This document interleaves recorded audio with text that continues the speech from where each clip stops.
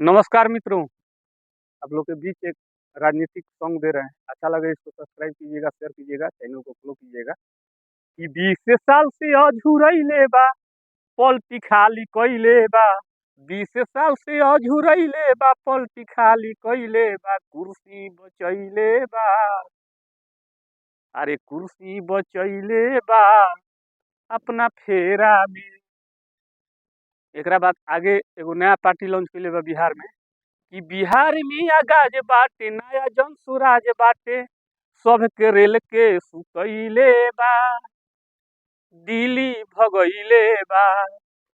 सब के रेल के सुतैले बा, सब के दिल्ली भगैले बा। एकरा बाद फिर देखी कि 20 साल से अझुरैले बा कुर्सी बचैले बा। खिचड़ी के संघे शिक्षा के खैले बा, वही पे आपन पीठ थप थपैले बा।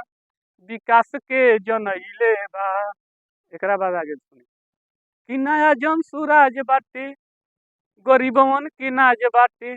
सबके अधिकार के आपन बतैले बा। नया बिहार बनावे के संकल्प ई होलैले बा।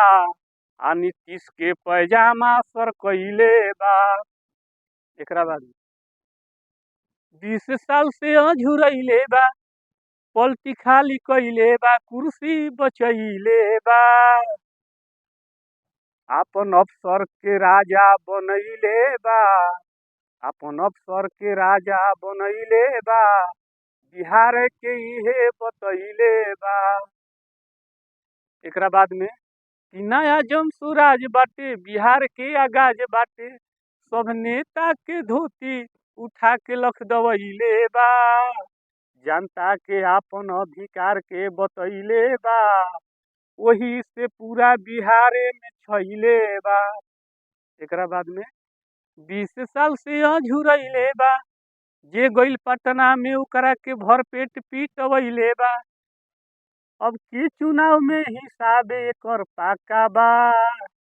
कुर्सी छिनाई एकर 2025 में, जनसुराज के जीत पाका बा। जय हिंद, जय भारत मित्रों। वीडियो को शेयर करें, लाइक करें।